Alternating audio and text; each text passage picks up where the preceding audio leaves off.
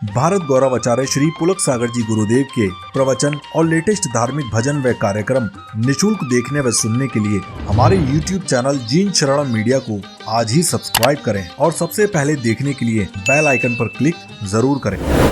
पिता ने कहा ठहर, तेरी इतनी जुबान चलने लगी, इतना बदल जाएगा तू।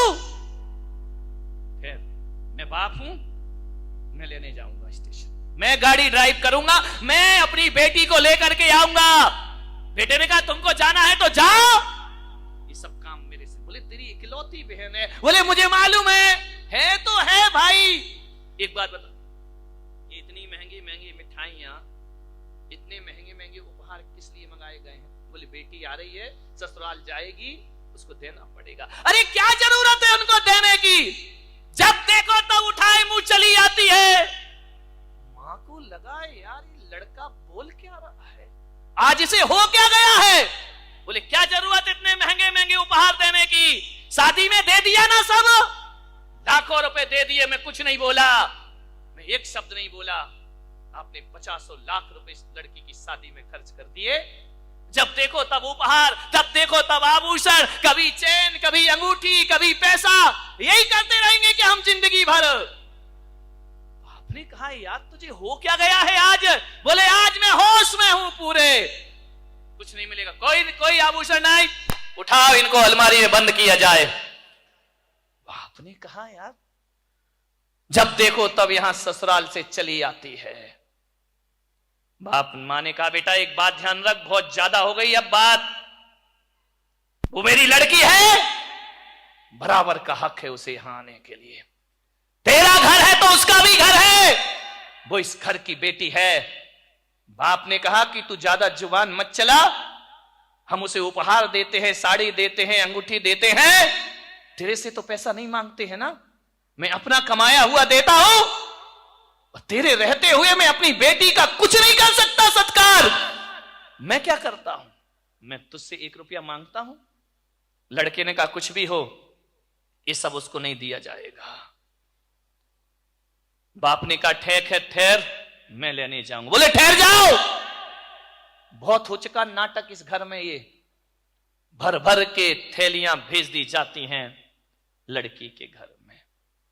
मां रोने लगी कि आज त्योहार का दिन है, तू कैसी बातें कर रहा है।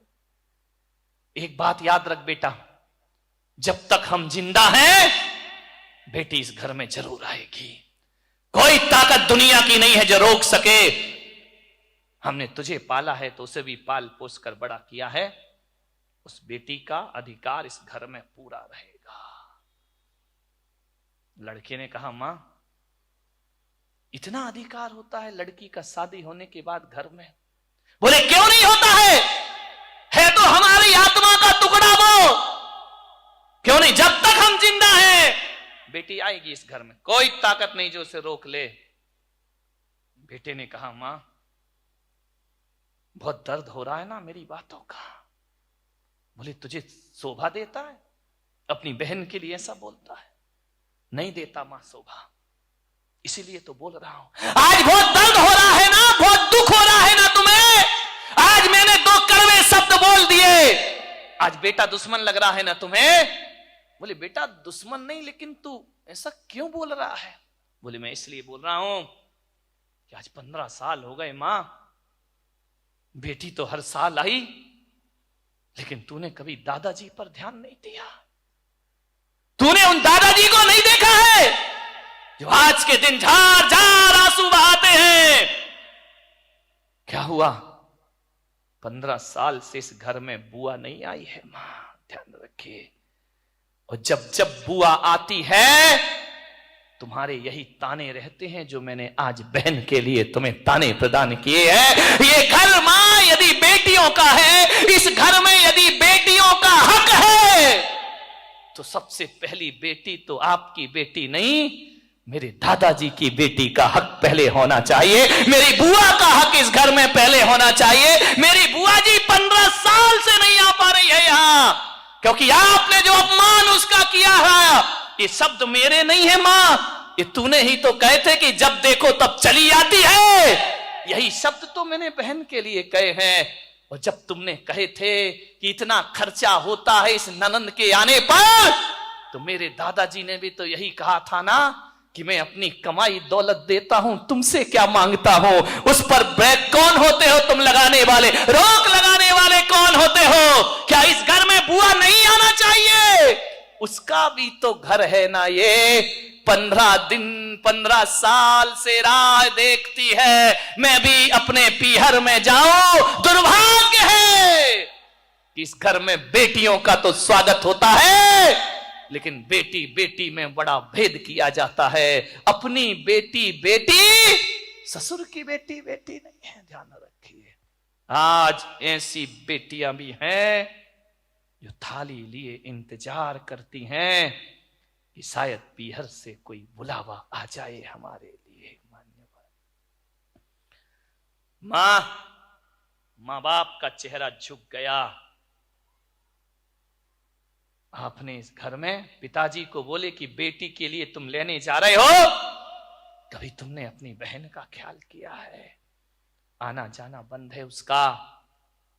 पिता की निगाहें झुकी, चाबी उठाई लड़के ने, लाओ चाबी।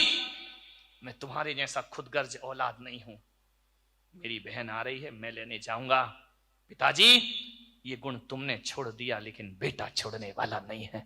मैं अपनी बहन को लेने जरूर जाऊंगा। आपको अपनी बहन याद आए या ना आए, मैं इतना बेवफा नहीं हूं। मैं तो केवल तुम्हें सबक सिखाना चाहता था। मेरी बहन है, मैं लेने जाऊंगा। बोले बेटा अभी तो तू मना कर रहा था। बोले मना नहीं कर रहा था, मैं जाऊंगा अपनी बहन को लेने, और बड़े लाड़ प्यार और सम्मान से लेकर आऊंगा। और पिताजी ये मत समझना कि मेरी बहन है इसलिए लेने जा रहा हूं, जाऊंगा। मैं इसलिए कह रहा हूं कि जैसे आज आपकी बहन पर पाबंदी लगी है और मेरी बुआ इस घर में नहीं आ सकती, कल मेरे बेटे ने पाबंदी लगा दी तो ये बहन भी मेरे घर मुझे राखी बांधने नहीं आ पाएगी। वह भी तरसती रहेगी, क्योंकि मेरा बेटा भी होगा। यदि भतीजे के रहते बुआ नहीं आ सकती है तो कल वो भी तो बुआ बनेगी ना, फिर उसका भी यहां पर आना बंद हो जाएगा। ध्यान रखिए मान्यवर, ये छोटी छोटी बातें कितनी दूरियां बढ़ा देती हमारे दिलों की। ये घर में रहने वाले इतने दुश्मन हो जाते हैं। अरे मेरे भाई, बहु बेटियों को दिया हुआ कभी नुकसान नहीं होता, वो फलता है, परिवार की खुशियों में कारण बना करता है। ये बेटियों को दे दिया तो क्या नुकसान हो गया? बहु बेटियों को दोगे, दुआएं मिलेंगी, तुम्हारा आने वाला जीवन हमेशा खुशियों का वास होगा उस घर में। मन आज के दिन तो देना ही चाहिए, खुल करके देना चाहिए। किसका इंतजार करती है ये नारी? कहां की रहती है बेचारी? पीहर भी छूटता है, ससुराल भी छूटता है उसका, ना वहां सम्मान मिलता ना यहां सम्मान मिलता है। वो करे तो करे क्या? इस नारी के सम्मान का त्योहार है ये रक्षाबंधन का त्योहार। और आज यहां से ये सीख लेकर जाना, किसी के घर में बहू बेटियों ने आना जाना बंद कर दिया हो, आज इस त्योहार की शुरुआत इस पुलक सागर के दरबार से करके जाना, रिश्तों में मिठास पैदा कर लेना। एक बाप ने अंतिम समय, मरते समय, सौतेली मां थी उस लड़के की, सौतेली बहनें थी, बहुत प्यार किया उसने सौतेली मां को भी। पिता दूसरी पत्नी ले आया तो भी उसने कुछ नहीं कहा। बड़ा सज्जन लड़का था। मृत्यु का समय आया, बाप ने सारा पैसा अपनी बेटियों को दे दिया और जितनी जमीन जायदाद थी वो लड़के के नाम कर दी कि बेटा ना तो ये तेरी मां सगी है ना बहन सगी है, मेरे जीवन का अंतिम समय है, मरने के पहले ये बूढ़ा बाप, ये मेरी गलती है कि मैंने तेरे रहते दूसरा विवाह कर लिया, लेकिन ये बूढ़ा बाप जाते जाते विरासत दे रहा, बेटा ये तेरे कोई साथी नहीं है इस घर में, ये जमीन जायदाद पे मैं साइन करता हूं, इस पे तेरा अधिकार है। बेटा रोया, पिताजी मुझे कुछ नहीं चाहिए, आप जा रहे हो, इसकी पीड़ा मुझसे बर्दाश्त नहीं हो रही। पिता के प्राण पखेरु उड़ गए। सौतेली मां ने व्यवहार बदल दिए। उस सौतेली मां को लगा कि किसी भी तरह से ये लड़का इस घर में नहीं रहना चाहिए।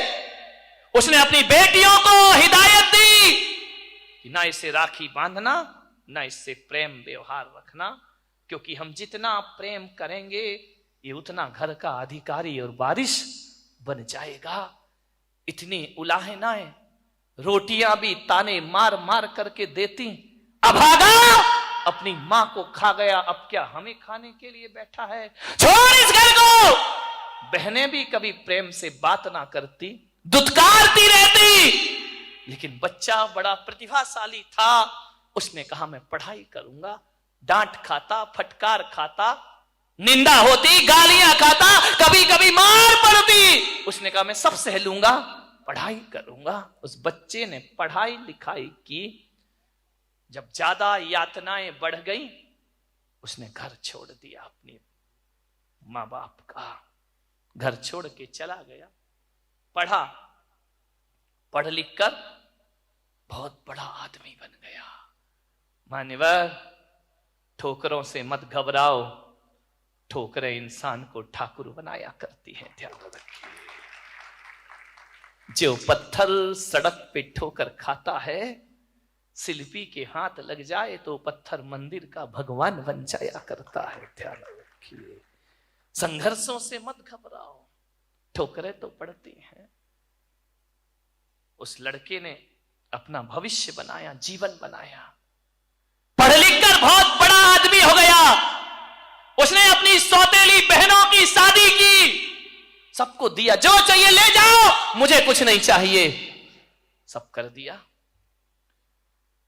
साधारण घरों में शादी हो गई। एक दिन वो बहुत बैंक का बहुत बड़ा मैनेजर बन गया था वो लड़का। एक दिन एक आदमी उससे कर्ज लेने आया। उसने कर्ज दिया, लोन दिया। वो आदमी लोन लेके चला गया, लोन पटा नहीं सका, चुका नहीं सका, वो भी लोन ले गया, वो भी खत्म कर दिया। एक बार क्या हो रहा था, बहनों ने तो रिश्ते ही तोड़ लिए थे सौतेली भाई से। ना हमें देखना, ना उससे बातें करना, ना उसके पास जाना, ना कोई रिश्ता, कोई भाई नहीं है हमारा। बहन की एक बच्ची थी, 10-12 साल की होगी। उस बहन ने पूछा, मम्मी हमारा मामा नहीं है? बहन ने कहा, मां ने कहा, बेटा अपने कोई मामा मामा नहीं है, अपन अकेले हैं, कोई भाई नहीं है मेरा इस दुनिया में। बोले ठीक है। बच्ची जा रही थी कहीं, अचानक उस बच्ची का एक्सीडेंट हो गया। कोई सड़क पर उठाने वाला नहीं, कोई उसे संभाल, लोग देखते निकल जाते, एक्सीडेंट केस है, कौन फंसेगा? वो लड़का कार से बैंक जा रहा था, उसने देखा लहूलुहान कोई बच्ची पड़ी है, गाड़ी से उतरा, बच्ची को उठाया, अस्पताल ले गया।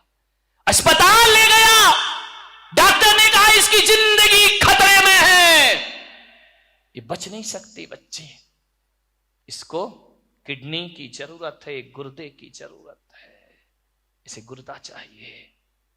कोई ना मिला, उस आदमी ने अपना गुर्दा निकाल के दिया, दे दो इसे, 10 साल की बच्ची छोटी सी, दे दीजिए इसको जीवन दान।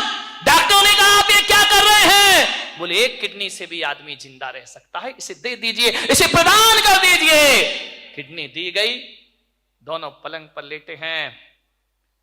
घर में फोन किया, दोनों पति पत्नी आए, मेरी बेटी, मेरी बच्ची, तुझे क्या हुआ है? डॉक्टर ने कहा ज्यादा शोर मत करिए, उसको आराम करने दीजिए। थोड़ी देर बाद बच्ची होश में आई। ऐसा गजब एक्सीडेंट। मां बाप ने पूछा, तुझे यहां कौन लाया, तुझे किसने बचाया?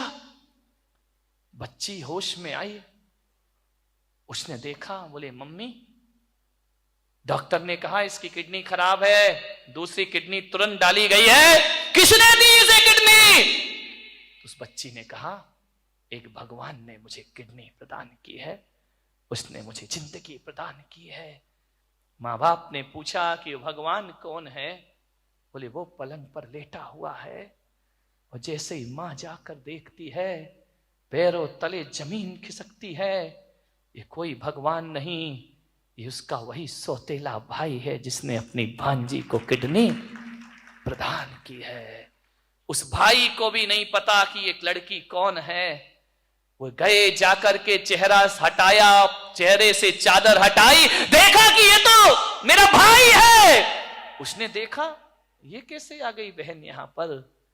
कहते हैं जैसे ही उठने को हुआ उसने बिठा दिया बहनोई ने कि लेटिए, ये जिसका एक्सीडेंट हुआ वो मेरी बच्ची है। भाई की आंखों से आंसू आ गए।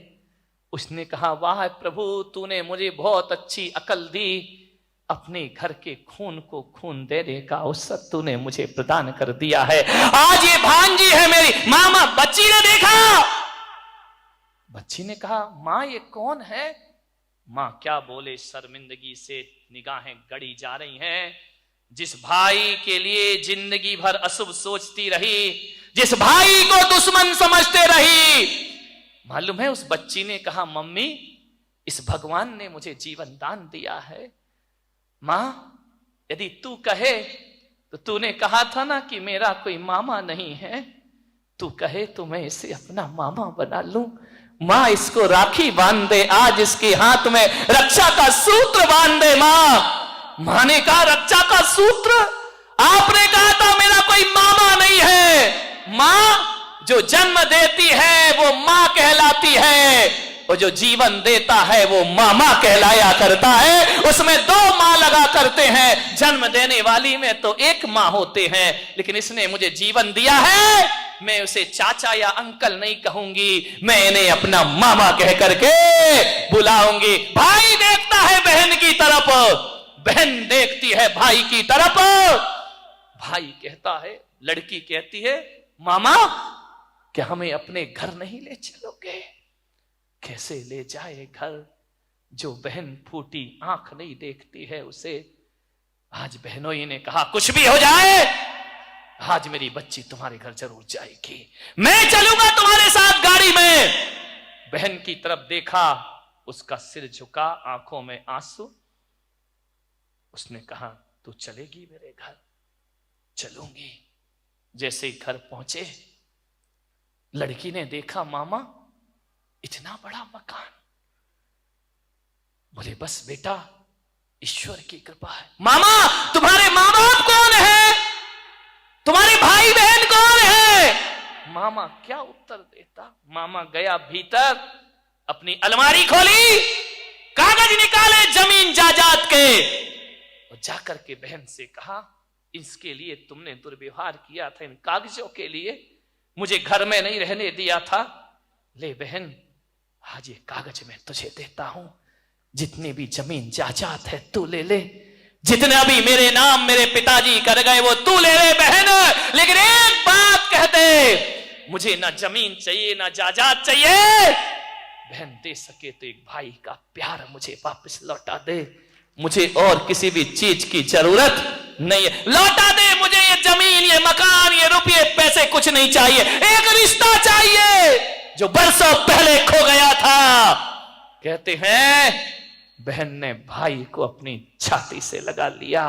लड़की ने पूछा कि मामा मेरा तो कोई मामा नहीं।